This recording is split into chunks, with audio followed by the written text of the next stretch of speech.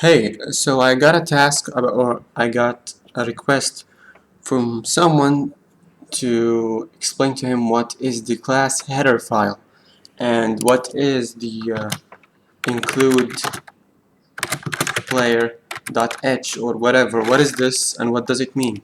Okay, so in a normal main.cpp, we create a class. Okay, we put the headers, which is the private and the public and the headers, and then outside the class after this is the end of the class.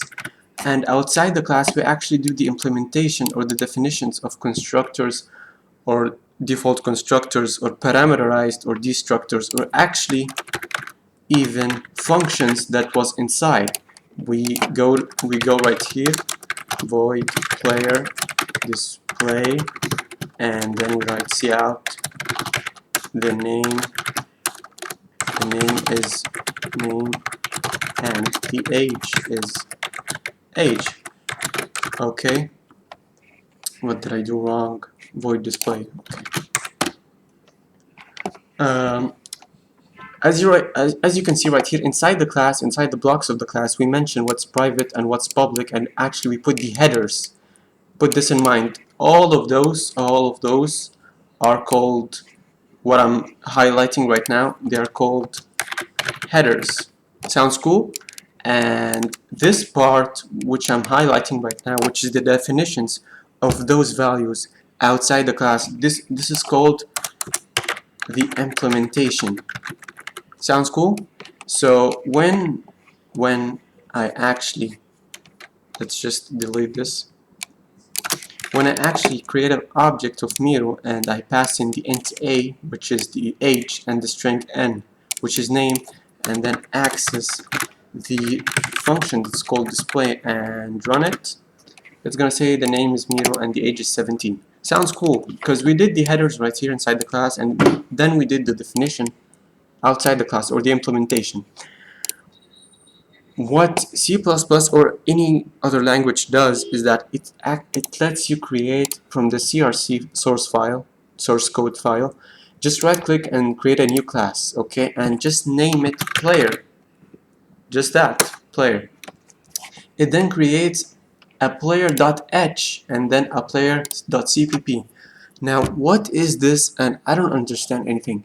Basically this part which is the headers, the attributes, the methods, it's actually of this part, player.h. You can see right here.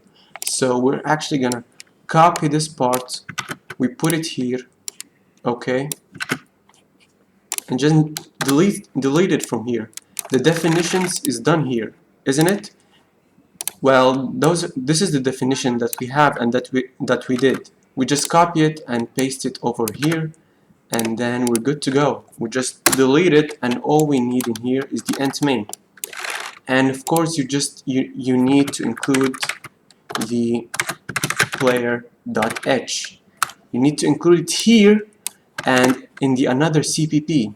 It's always included in the CPP, and here of course you gotta include the IO stream, the string, and of course the namespace, so you don't make any mistakes. When you run this again, it's wait, what did, oh yeah, namespace, using namespace standard. Okay, so in the main CPP and the player CPP .cpp, we do the implementation here, and we include the same thing from the main and the player.cpp. We include the same thing, and of course the using namespace. The header files are actually the initialization of the class. You put the class here in the player.h, which is the header file. The h right here stands for the header file, and the headers, as I said, are those things. Okay, and their implementation are here in the player.cpp, and the main function only for the initialization of objects. So when we run, we still get the same result that we got a couple minutes ago. All we did, we just made some clear space over here. We created a class of its header, the player class, the private and public attributes and methods, and their definitions are over here. And all this mess is just taken away from main.cpp to make the screen looks better. This is the only thing that the creating class from the source file does, and it's not confusing at all. It's just how it is, and I hope this video helped.